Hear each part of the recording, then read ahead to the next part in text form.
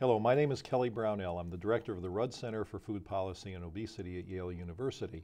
Before we begin today's podcast, I would like to invite you to visit our website at www.yaleruddcenter.org for a variety of resources, including a free email newsletter and a list of other podcasts that we recorded with excellent guests who have come to the Rudd Center.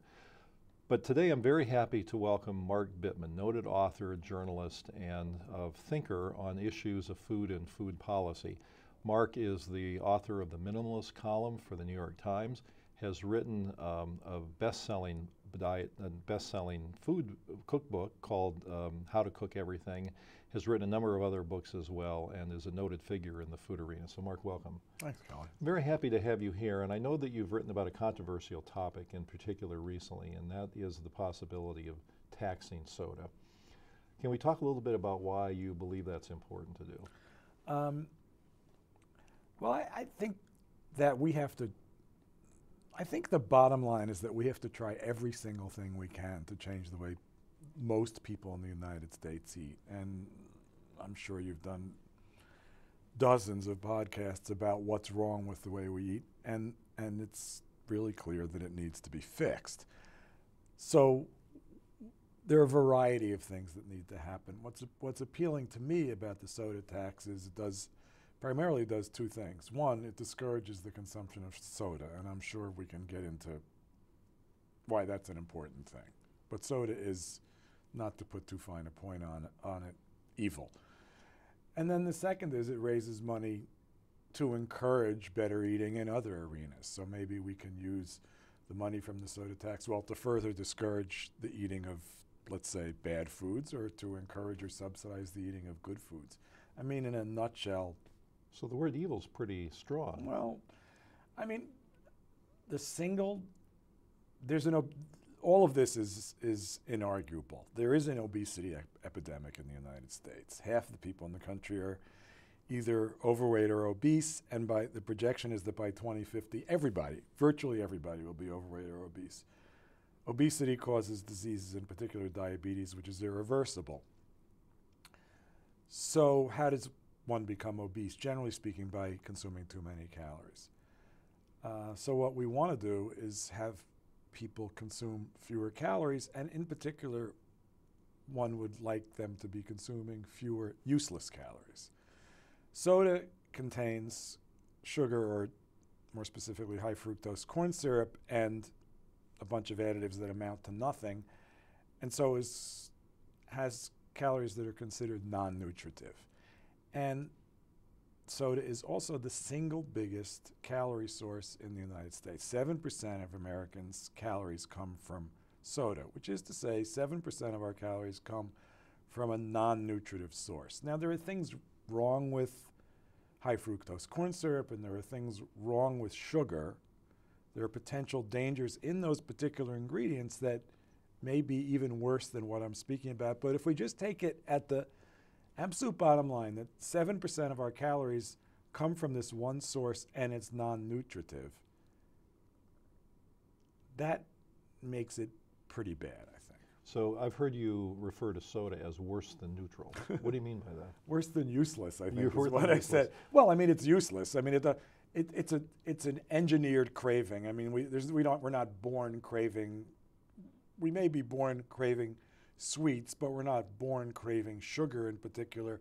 It has no nutritional value, but it's worse than that because in being a major cause of obesity, soda is therefore a major cause of diabetes. And there are other, I mean, you work in this field, you know this as well or better than I do, but there's evidence that high fructose corn syrup causes obesity more rapidly than sugar or even fat. There's evidence that high fructose corn syrup can possibly trigger diabetes just from a single can of soda. There's evidence that calories in liquid form don't give you the kind of satiety that calories in solid form do, so they don't even make you full. So for all of these reasons, I think it's not a stretch to say soda is the tobacco of the 21st century. Tobacco, there was a smoking gun directly linking tobacco to lung cancer, and we didn't take care of that perfectly, but we addressed that issue. There is a smoking gun linking obesity to diabetes, and soda is a major cause of obesity. Okay, so the call to reduce consumption of sugar-sweetened beverages brings you a lot of company. The World Health Organization, the Centers for Disease Control, the U.S. Department of Agriculture, the Institute of Medicine. There's a very long list of parties that do that, but there are a lot of ways one could approach it. Why not just educate your way to that goal to get people to consume less soda? Well, it doesn't seem to be working. I mean, I could turn the tables and say, well, what are the other ways to approach it? Has there been a decline in soda consumption in recent years? I mean, there has been some education. Is there a decline in soda consumption? I don't see it. The ad campaign in New York, the famous pouring on the fat ad campaign in New York City, I don't think that dented soda consumption in New York at all. I'm all in favor of education, but you're countering one of the biggest marketing budgets in history. So how much money is the Center for Disease Control, the USDA, the Institute of Medicine, et cetera, going to put behind this? Certainly not the hundreds of millions of dollars that Pepsi and Coke are putting behind it. So what can we do to counter this? You know, I was going to say I don't like taxes any more than anybody else, but in fact I'm probably less against taxes than many other people, but this is something that I think will work. You know, I know you're an advocate of this, so it's funny to be sitting here saying that, but I think that the soda tax makes sense, but it has to be a steep soda tax, a real soda tax, not a penny per can, but a dime or even better, a quarter per can, something that will retard people's ability to drink it. Okay, so the industry makes a number of arguments against this, but one is that we're creating a nanny state where government's too involved in what we eat. How do you respond to that? I don't know. I would just look at, I mean, ideally the government is there to help us make decisions and do things in a way that we might not be able to otherwise. So you look at seatbelts. I mean, you look at tobacco, but you don't even have to look at tobacco. You look at seatbelts. When I was 20 years old in 1970, no one used seatbelts. Cars didn't really have seatbelts. By the time I was 25, some people were using seatbelts and cars were equipped with them. By the time I was 30, the government was saying you have to wear a seatbelt, and by the time I was 40, you would get a ticket if you weren't wearing a seatbelt. And now, the seatbelt usage numbers are huge, and they save tens of thousands of lives a year. Is that nanny statism? I don't think that's nanny statism. I think it's the government saying, we are here, we are seeing something that's beneficial to the public health. We're going to help our citizens. We're going to help our citizens help themselves. I mean, to me, that's what government is there for. Well, and there are many other examples, of course, like requiring that children be immunized before they start school, right. Clean air, clean water. There are a number of things, public health things that get involved so that well, people, for that matter, water treatment, right. Sewage. I mean, these are all, public health is all nannyism, if you're going to say that. But individuals can't institute these things. Individuals can, of course, decide to drink less soda. But there's some evidence that soda is addictive. There's some evidence that sugar is addictive. We know that caffeine is addictive. And there's there's just such a thing as habit also. People need help changing their habits. This is a bad habit. And with the tobacco thing is obviously the prime example of the government helping us to change that habit. So you wrote a key piece in the New York Times about the soda. I don't know if it was key, but it wasn't the Well, New York I thought it Times. was, but it was important. And then, of course, you've spoken about this. What kind of reaction have you had to your discussion of the soda tax? Well, there was a little bit of noise from the American Beverage Association around the Times piece, but really not much. Frankly, the reaction's been all positive, but I think I tend to speak to people who believe the same thing I do, so that's it's hard to know how much that's worth. I don't see this. I see this as inevitable. I think you have the mayor of Philadelphia proposing a 2 pennies per ounce soda tax, which is higher than even what you've proposed routinely, which is 1 penny per ounce, which in itself means a can costs $1.12 instead of $1, and a case of, the amazing thing is that a case of, you can get a case of 12 Cokes for $3.99. So that's about a quarter of a can, and those would go up to 37 cents a can with a 1 penny per ounce thing, and they'd go up to 50. So they double in price with a 2 pennies per ounce thing. That is significant.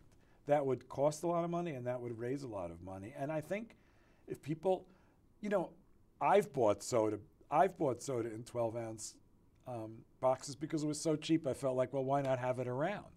I mean, someone's going to want it, so why not have it? If it were $8 instead of $4, well, fewer people would buy it, and that's a good thing. The consumption needs to be curbed. However that happens is fine with me. I think the tax probably makes more sense than many other ideas, than any other idea I know of. So one interesting issue then becomes, what do you do with the money that's raised from a tax? And so the estimates are that you'd raise $150 billion over 10 years if you had a penny per ounce tax on sugar-sweetened beverages. So one could potentially do a lot with that money. Now, of course, if you use the tobacco experience as a precedent, then you're not quite sure how government will use it, and some states would use it more wisely than others. But if you could write a script, what do you think would be the ideal use of all that revenue? Well, I think if I could write a script, I would use that money to make more money. I would use that money for a big public health marketing campaign, but I would gear part of that public health marketing campaign to increase exactly those kinds of taxes. So I know this is even a sort of thin end of the wedge thing, and that's exactly what I'm thinking. And I would not mind seeing a Fritos tax or a Cheetos tax and a cheeseburger tax and a fast food tax in general, and so on down the line. And my ultimate goal is to see people cooking and eating real unprocessed foods. There needs to be an education campaign around that, but some people need more than education. Some people don't have the ability or the time to cook for themselves, and I'd like to see public funded cooking schools. I think that having a cooking core of people who can help people cook for themselves, learn how to cook, or even cook for other people, I think all of those things are fantastic ideas. These are really public health measures. I mean, again, I can understand why people would say, well, this is nanny state, and this people should be able to take care of themselves, and so on.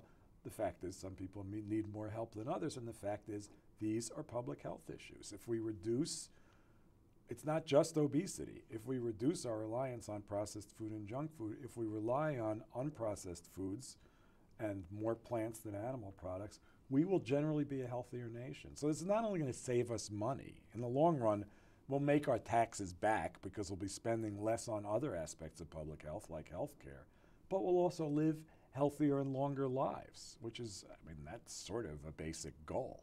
Good. Well, that's a good point, Dan. Thank you so much for joining us today. Of course. So our guest today was author Mark Bittman from the New York Times and author of best-selling books, including How to Cook Everything. I'm delighted you could join us today, and please visit our website at www.yaleruddcenter.org for a list of a variety of resources on food and food policy issues. Thank you.